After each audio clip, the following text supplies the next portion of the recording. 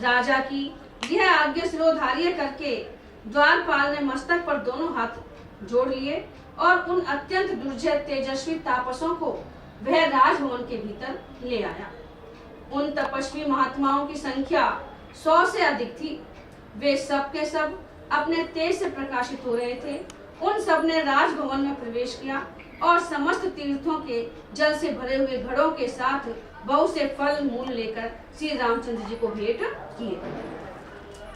महाभाव श्री राम ने बड़ी प्रसन्नता के साथ वह सारा उपहार, वे सारे तीर्थ जल और नाना प्रकार के फल लेकर उन सभी महामुनियों से कहा, महात्माओं, ये उत्तमोत्तम आसन प्रस्तुत है। आप लोग यथा योग्य इन आसनों पर बैठ जाएं। श्री रामचंद्र जी का वचन सुनकर वे सभी महर्षि रुचिर शोभा से संपन्न उन स्वर्ण में आसनों पर बैठे। उन महर्षियों को वहां आसनों पर विराजमान देख शत्रु नगरी पर विजय पाने वाले श्री रघुनाथ जी ने हाथ जोड़ संयत भाव से कहा, महर्षियों, किस काम से यहाँ आगमन हुआ है? मैं एकाग्रचित होकर आपकी क्या सेवा करूं? यह सेवक आपकी आज्ञा पाने की है। आदेश मिलने पर मैं बड़े सुख से आपकी सभी पूर्ण कर सकता हूँ। यह सारा राज्य इस हृदय कमल में विराजमान यह जीवात्मा तथा यह मेरा सारा वैभव ब्राह्मणों की सेवा के लिए है। मैं आपके समक्ष यह सच्ची बात कहता हूँ। श्री रघुनाथ जी के वचन सुनकर उन यमुना तीर निवासी उग्र तपस्वी महर्षियों ने उच्च स्वर से उन्हें साधुवाद दिया। फिर वे महात्मा बड़े हर्ष के साथ बोले, नरश्रेष्ठ, इस भूमंडल में ऐसी बातें आपके ही योग्य है। दूसरे किसी के मुख से इस तरह की बात नहीं निकलती। राजन, हम बहुत से महाबली राजाओं के पास गए, परंतु उन्होंने कार्य के गौरव को समझकर उसे सुनने के बाद भी करूंगा ऐसी प्रतिज्ञा करने की रुचि नहीं दिखाई। परंतु आपने हमारे आने का कारण जाने बिना ही केवल ब्राह्मणों के प्रति आदर का भाव होने से हमारा काम करने की प्रतिज्ञा करना है। इसलिए आप अवश्य यह काम कर सकेंगे, इसमें संशय नहीं है। आप ही महान भैंसे ऋषियों को बचा सकेंगे। इस प्रकार कहते हुए ऋषियों से प्रेरित हो श्री रामचंद्र जी ने कहा, आप कौन सा कार्य मुझे सिद्ध करना है? आप लोगों का भय तो दूर हो जाना चाहिए। बोले, नरेश्वर, समुचे देश और हम लोगों पर जो भय प्राप्त हुआ है उसका मूल कारण क्या है? सुनिए।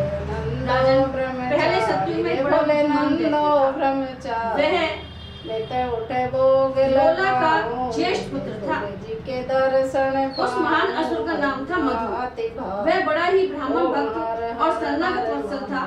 उसकी बुद्धि सुस्थिर थी, अत्यंत उदार स्वभाव वाले देवताओं के साथ भी उसकी ऐसी जिसकी कहीं तुलना नहीं थी। मधु से संपन्न था और एकाग्रचित्त होकर धर्म के अनुष्ठान में लगा रहता था। उसने भगवान शिव की बड़ी आराधना की थी, जिससे उन्होंने उसे अद्भुत वर प्रदान किया। महामना भगवान शिव ने अत्यंत प्रसन्न होकर अपने शूल से एक चमचमाता हुआ परम शक्तिशाली शूल प्रकट करके उसे मधु को दिया और यह बात कही, तुमने मुझे प्रसन्न करने वाला यह बड़ा अनुपम धर्म किया है, अतः मैं अत्यंत प्रसन्न होकर यह उत्तम आयु प्रदान करूंगा। महाराज, जब तक तुम ब्राह्मणों और देवताओं से विरोध नहीं करोगे तभी तक यह शूल तुम्हारे पास रहेगा, अन्यथा अदृश्य हो जाएगा। जो पुरुष निशंक होकर तुम्हारे सामने युद्ध के लिए आएगा उसे भस्म करके यह शूल पुनः तुम्हारे हाथ में लौट आएगा। भगवान रुद्र से ऐसा महान महादेव जी को प्रणाम करके फिर इस प्रकार बोला, देवादिदेव, आप समस्त देवताओं के स्वामी हैं, अतः आपसे प्रार्थना है कि परम उत्तम शूल मेरे वंशजों के पास भी सदा रहे। ऐसी बात कहने वाले उस मधु से समस्त प्राणियों के अधिपति महान देवता भगवान शिव ने इस प्रकार कहा, ऐसा नहीं हो सकता, परंतु मुझे प्रसन्न जानकर तुम्हारे मुख से जो शुभवाणी निकली है वह भी निष्फल न हो। इसलिए मैं वर देता हूँ कि तुम्हारे एक पुत्र के पास ये शुभ रहेगा। यह शुभ जब तक तुम्हारे पुत्र के हाथ में मौजूद रहेगा तब तक वह समस्त प्राणियों के लिए अवधि बना रहेगा। महादेव जी से इस प्रकार अत्यंत अद्भुत वर पाकर असुर श्रेष्ठ मधु ने एक सुंदर भवन तैयार कराया जो अत्यंत दीप्तिमान था। उसकी प्रिय पत्नी महाभागा कुंभी नसी थी जो विश्वावसु की संतान थी। उसका जन्म अनला के गर्भ से हुआ था। कुंभी नसी बड़ी कांतिमती थी। उसका पुत्र महापराक्रमी लवन है जिसका स्वभाव बड़ा भयंकर है। वह दुष्ट आत्मा बचपन से ही केवल पापाचार प्रवृत्त रहा है। अपने पुत्र को उदंड हुआ देख मधु क्रोध से जलता रहता था। उसे बेटे की दुष्टता देखकर बड़ा शौक हुआ तथापि वह इससे कुछ नहीं बोला।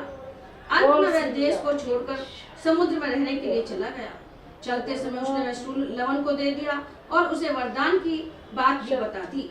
अब वह दुष्ट उस शूल के प्रभाव से तथा अपनी दुष्टता के कारण तीनों लोगों को तपस्वी मुनियों को बड़ा संताप दे रहा है। उस लवनासुर का ऐसा प्रभाव है और उसके पास वैसा शक्तिशाली शूल भी है। रघुनंदन यह सब सुनकर यथोचित कार्य करने में आप ही प्रमाण हैं और आप ही हमारी परम गति हैं।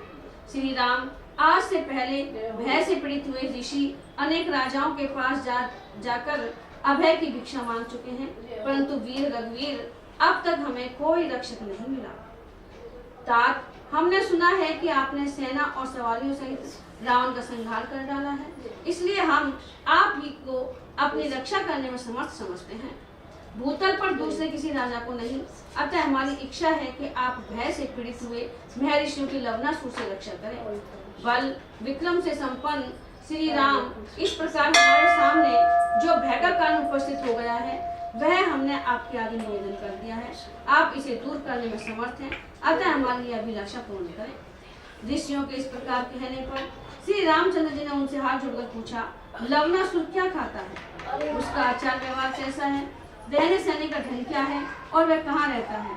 श्री रघुनाथ जी की यह बात सुनकर उन सभी ऋषियों ने जिस तरह के आहार व्यवहार से लवनासुर पाला था वह सब कह सुनाया। वे बोले, उसका आहार तो सभी प्राणी है परंतु विशेषतः वह तपस्वी मुनियों को खाता है। उसके आचार व्यवहार में बड़ी क्रूरता और भयानकता है और वह सदा मधुवन में निवास करता है। वह प्रतिदिन कई सहस्त्र सिंह व्याघ्र मृग पक्षी और मनुष्यों को मारकर खा जाता है। संहार काल आने पर मुंह बाकर खड़े हुए यमराज के समान वह महाबली असुर दूसरे जीवों को भी खाता रहता है। उनका यह कथन सुनकर श्री रघुनाथ जी ने उन महामुनियों से कहा, महर्षियों मैं उस राक्षस को मरवा डालूंगा। आप लोगों का भय दूर हो जाना चाहिए। इस प्रकार उन उग्र तेजस्वी मुनियों के समक्ष प्रतिज्ञा करके रघुकुल नंदन श्री राम ने वहां एकत्र हुए अपने सब भाइयों से पूछा, बंधुओं लवन को कौन वीर मारेगा? उसे किसके हिस्से में रखा जाए? महाभाव भरत के या बुद्धिमान शत्रुघ्न के? रघुनाथ जी के इस प्रकार पूछने पर भरत जी बोले, भैया मैं इस लवन का वध करूंगा, इसे मेरे हिस्से में रखा जाए। भरत जी के धीरता और वीरता पूर्ण शब्द सुनकर शत्रुघ्न जी सोने का सिंहासन छोड़कर खड़े हो गए और महाराज श्री राम को प्रणाम कर बोले, रघुनंदन मंजने भैया तो बहुत से कार्य कर चुके हैं। पहले जब अयोध्यापुरी आपसे सुनी हो गई थी उस समय आपके आगमन काल तक हृदय में अत्यंत संताप लिए उन्होंने अयोध्यापुरी का पालन किया था। पृथ्वीनाथ महायशस्वी भरत ने नंदीग्राम में दुखद सैया पर सोते हुए पहले बहुत से दुख भोगे हैं। ये फल मूल खाकर रहते थे और सिर पर जटा बढ़ाए और चीर वस्त्र धारण करते थे। महाराज ऐसे से दुख भोग कर रघुकुल नंदन भरत मुझ सेवक के रहते हुए अब फिर अधिक क्लेश न उठावे। शत्रुघ्न जी के ऐसा कहने पर श्री रघुनाथ जी फिर बोले, काकुस्थ तुम जैसा कहते हो वैसा ही हो। तुम ही मेरे इस आदेश का पालन करो। मैं तुम्हें मधु के सुंदर नगर में राजा के पद पर अभिषिक्त करूंगा। महाभाव यदि तुम भरत को क्लेश देना प्रीत नहीं समझते तो इनको यहीं रहने दो। तुम शूरवीर हो, अष्ट विद्या के ज्ञाता हो तथा तुम में नूतन नगर निर्माण करने की शक्ति है। तुम यमुना जी के तट पर सुंदर नगर बसा सकते हो और उत्तमोत्तम जनपदों की स्थापना कर सकते हो। जो किसी राजा के वंश का उच्छेद करके उसकी राजधानी में दूसरे राजा को स्थापित नहीं करता वह नरक में पड़ता है। अतः तुम मधु के पुत्र पापात्मा लवनासुर को मारकर धर्म पूर्वक वहीं का राज्य का शासन करो। सूरवीर, यदि तुम मेरी बात मानने योग्य समझो तो मैं जो कुछ कहता हूँ उसे चुपचाप स्वीकार करो। बीच में बात काटकर कोई उत्तर तुम्हें नहीं देना चाहिए। बालक को अवश्य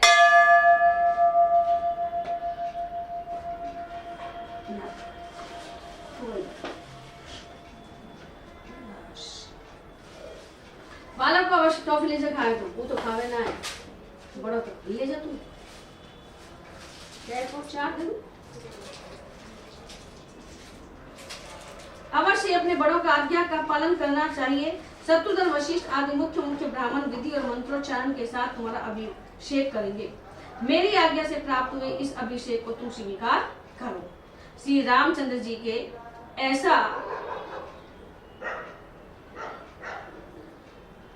कहने पर बल विक्रम से संपन्न शत्रुघ्न बड़े लज्जित हुए और धीरे धीरे बोले, काकुस्थ कुलभूषण नरेश्वर, इस अभिषेक को स्वीकार करने में तो मुझे अधर्म जान पड़ता है। भला बड़े भाइयों का रहते हुए छोटे का अभिषेक कैसे किया जा सकता है? तथापि पुरुष प्रवर महाभाग, आपकी आज्ञा का पालन तो मुझे अवश्य करना ही चाहिए। आपका शासन किसी के लिए भी दुर्लंघ्य है। वीर, मैंने आपसे तथा वेद वाक्यों से भी यह बात सुनी है। वास्तव में मंजरे भैया के प्रतिज्ञा कर लेने पर मुझे कुछ नहीं बोलना चाहिए था। मेरे मुंह से बड़े ही अनुचित शब्द निकल गए कि मैं लवन को मारूंगा।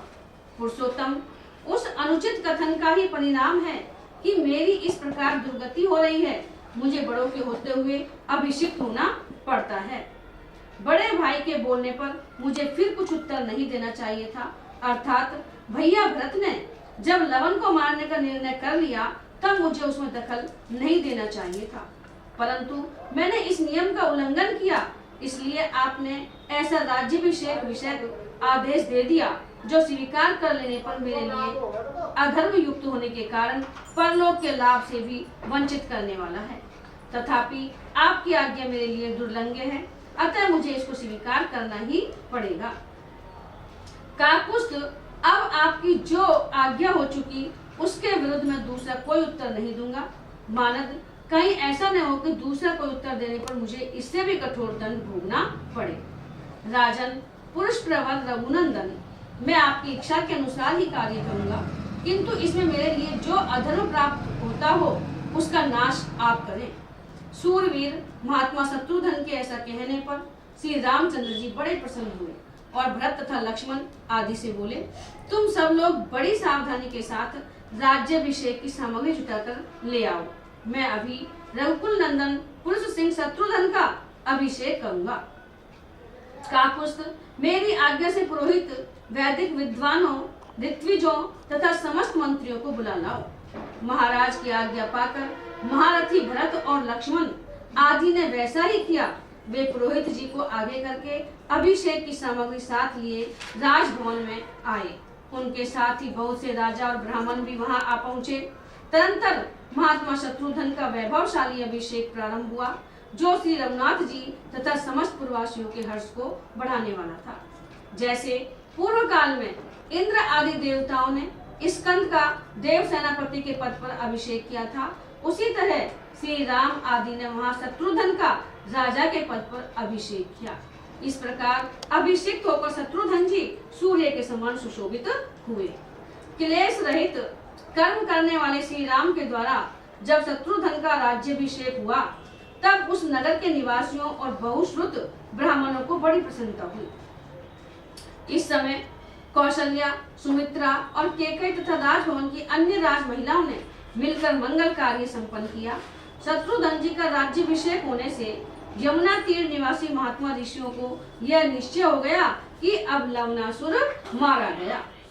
अभिषेक के पश्चात शत्रुघ्न को गोद में बिठाकर श्री रघुनाथ जी ने उनका ठेस बढ़ाते हुए मधुर वाणी में कहा, रघुनंदन, सौम्य शत्रुघ्न, मैं तुम्हें यह दिव्य अमोघ बाण दे रहा हूँ। तुम इसके द्वारा लवनासुर को अवश्य मार डालोगे।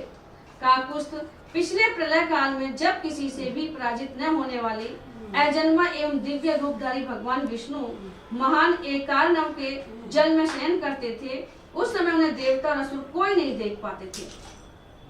वे संपूर्ण भूतों के लिए अदृश्य थे। वीर, उसी समय उन भगवान नारायण ने ही कुपित और दुरात्मा मधु और कैटभ के विनाश तथा समस्त राष्ट्रों के संहार के लिए इस दिव्य, उत्तम और अमोघ बाण की सृष्टि की थी। उस समय वे तीनों लोगों की सृष्टि करना चाहते थे और मधु, कैटभ तथा अन्य सब राक्षस उसमें विघ्न उपस्थित कर रहे थे।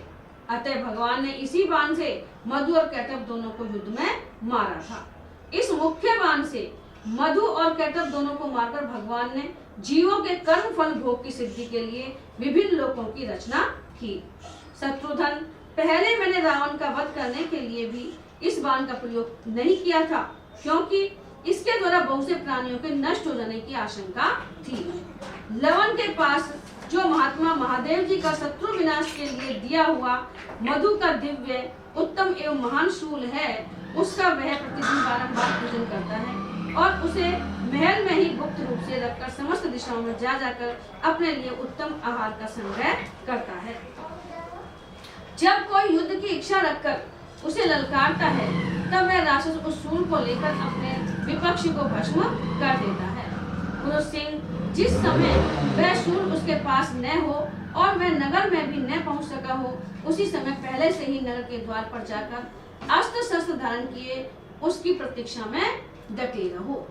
महाभाव पुरुषोत्तम, यदि उस राक्षस को महल में घुसने से पहले ही तुम युद्ध के लिए ललकारोगे, तब अवश्य उसका वध कर सकोगे। ऐसा न करने पर वह अवध्य हो जाएगा। वीर, यदि तुमने ऐसा किया तो उस राक्षस का विनाश होकर ही रहेगा। इस प्रकार मैंने तुम्हें उस शूल से बचने का उपाय तथा अन्य सब आवश्यक बातें बता दी, क्योंकि श्रीमान भगवान नीलकंठ के विधान को पलटना बड़ा कठिन काम है। भगवान भोले ने जो वरदान दे दिया वो अटल है। शत्रुघ्न जी को इस प्रकार समझाकर और उनकी बारंबार प्रशंसा करके रघुकुल नंदन श्री राम ने पुनः यह बात कही। पुरुष प्रबल, ये 4000 घोड़े, 2000 रथ, 100 हाथी और रास्ते में तरह तरह के सामान की दुकानें लगाने वाले बनिए लोग विक्रय की आवश्यक वस्तुओं के साथ तुम्हारे साथ जाएंगे। साथ ही मनोरंजन के लिए नट और नर्तक भी रहेंगे। पुरुष श्रेष्ठ शत्रुघ्न, तुम 10 लाख स्वर्ण मुद्रा लेकर जाओ। इस तरह पर्याप्त धन और सवारियां अपने साथ रखो। इस सेना का भली भांति भरण पोषण किया गया है। यह हर्ष तथा उत्साह से पूर्ण, संतुष्ट और उदंडता से रहित होकर आज्ञा के अधीन रहने वाली है। नरश्रेष्ठ, इसे मधुर भाषण से और धन देकर प्रसन्न रखना। रघुनंदन, अत्यंत प्रसन्न रखे गए सेवक समूह अर्थात सैनिक जहाँ जिस संकट काल में खड़े होते या साथ देते हैं, वहाँ न तो धन टिक पाता है, न स्त्री ठहर सकती है और न भाई बंधु ही खड़े हो सकते हैं। अतः उन सबको सदा संतुष्ट रखना चाहिए। सैनिकों को हर तरीके से हमें संतुष्ट करना चाहिए, जब भी वो हमारी सेना के लड़ेंगे युद्ध। इसलिए अष्टपुष्ट मनुष्यों से भरी हुई इस विशाल सेना को आगे भेजकर तुम पीछे से अकेले ही केवल धनुष हाथ में लेकर मधुवन को जाना और इस तरह यात्रा करना, जिससे मधुपुत्र लवन को यह संदेश न हो कि तुम युद्ध की इच्छा से वहां जा रहे हो।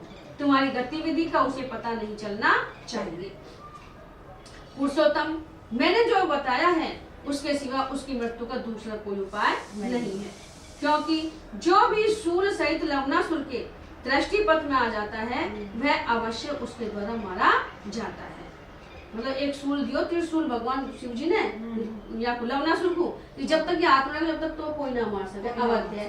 और यह ना होगा जब बेशक मर जाए। तो जब भी राम जी ने शत्रुघ्न से कही है कि तुम ऐसे करना कि वो अंदर नहीं जा पाए, वो शूल लेके नहीं आए, तभी आक्रमण करना जब तो मर जाएगा तुमसे। सौम्य, जब ग्रीष्म ऋतु निकल जाए और वर्षा काल आ जाए, उस समय तुम लवणासुर का वध करना, क्योंकि उस दुर्बुद्धि राक्षस के नाश का वही समय है।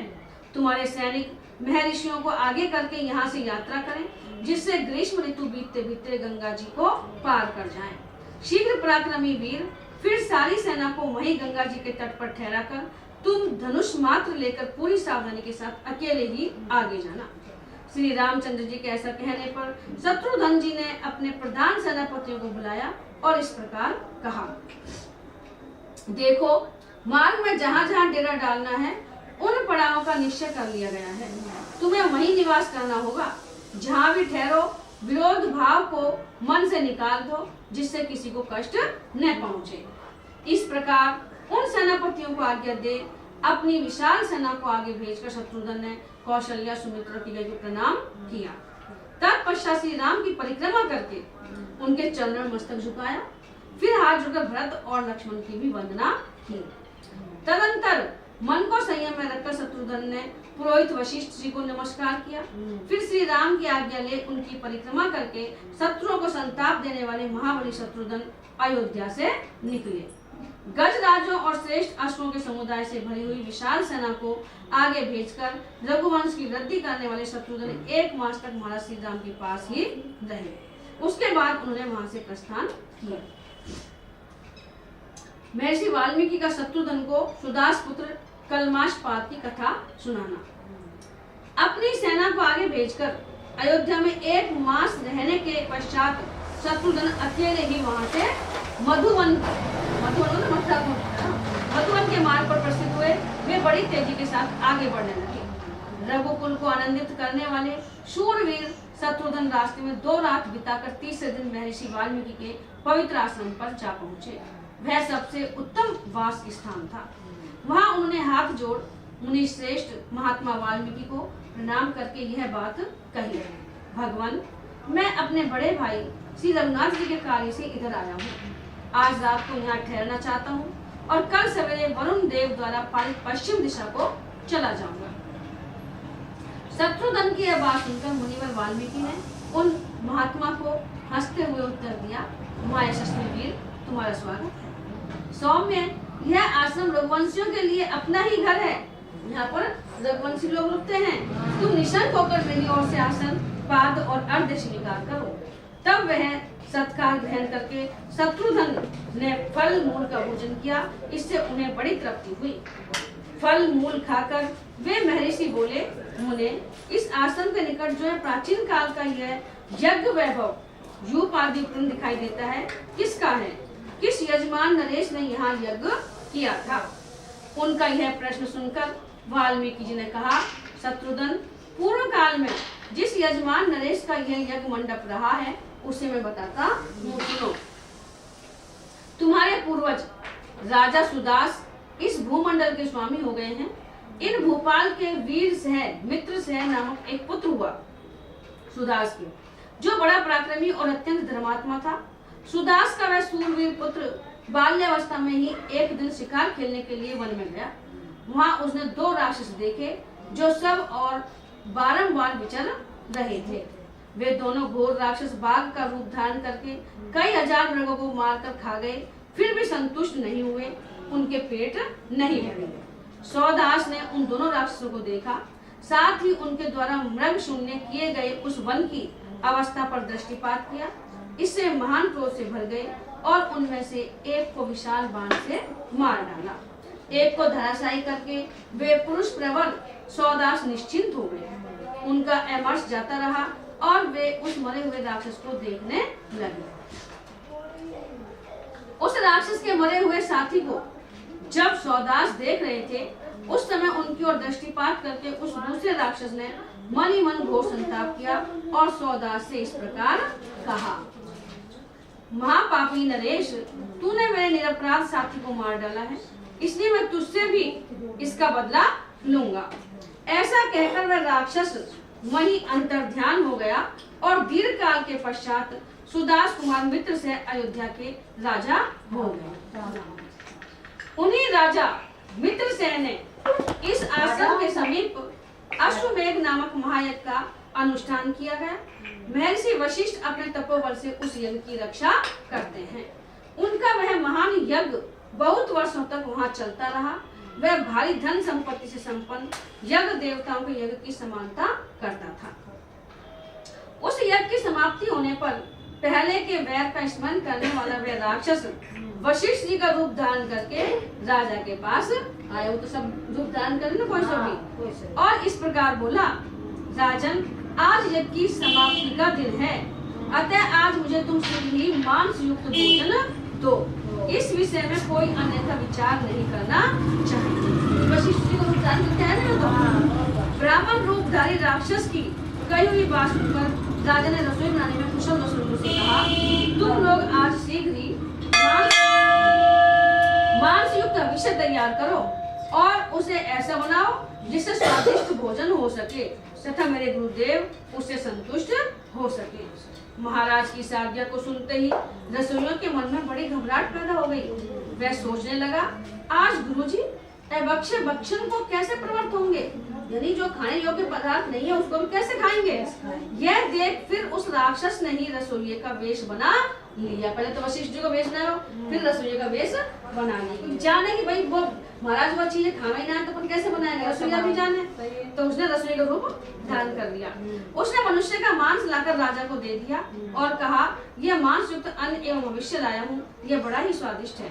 नरश्रेष्ठ अपनी पत्नी रानी मदयंती के साथ राजा मित्रसेन ने राक्षस के लाए हुए उस मांस भोजन को वशिष्ठ जी के सामने रखा।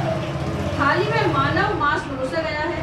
यह जानकर ब्रह्म ऋषि वशिष्ठ महान क्रोध से भर गए और इस प्रकार बोले, राजन, तुम मुझे ऐसा भोजन देना चाहते हो, इसलिए यही तुम्हारा भोजन होगा, इसमें संशय नहीं है, अर्थात तुम मनुष्य भक्षी राक्षस हो जाओगे।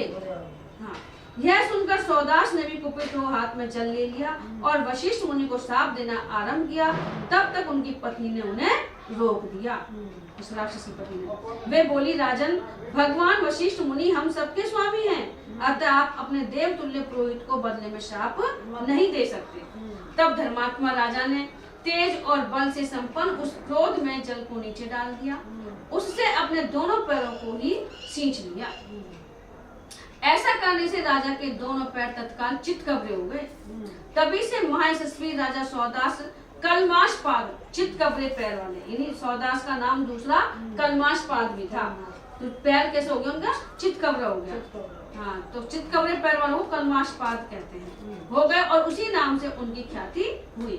तदंतर पत्नी सहित राजा ने बारंबार प्रणाम करके फिर वशिष्ठ से कहा, ब्रह्म ऋषि, आप ही का रूप धारण करके किसी ने मुझे ऐसा भोजन देने के लिए प्रेरित किया था। फिर राजा बता रहा है कि आपका ही रूप धारण करके आए थे, तो मैंने सोचा गुरुजी मांग रहे हैं, इसलिए मैंने आपके सामने ऐसा भोजन परोसा। राजा मित्र से है कि वह बात सुनकर और उसे राक्षस की करतूत जानकर वशिष्ठ ने पुनः उस नरश्रेष्ठ नरेश से कहा, राजन, मैंने रोष से भरकर जो बात कह दी है, इसे व्यर्थ नहीं किया जा सकता, परंतु इसे छूटने के लिए मैं एक तुम्हें वर दूंगा। अब तो तुम राक्षस तो बनोगे, लेकिन मैं तुम्हें एक वर देता हूँ। राजेंद्र, वह वर इस प्रकार है, यह शाप 12 वर्षों तक रहेगा, उसके बाद इसका अंत हो जाएगा। मेरी कृपा से तुम्हें बीती हुई बात का स्मरण नहीं रहेगा। इस प्रकार उस शत्रुसूदन राजा ने 12 वर्षों तक उस शाप को भोग कर पुनः अपना राज्य पाया और प्रजाजनों का निरंतर पालन किया। रघुनंदन, उन्हीं राजा कलमाशपाद के यज्ञ का यह सुंदर स्थान मेरे इस आश्रम के समीप दिखाई देता है, जिसके विषय में तुम पूछ रहे थे। महाराज मित्र से की उस अत्यंत दारुण कथा को सुनकर शत्रुघ्न ने महर्षि को प्रणाम करके पर्णशाला में प्रवेश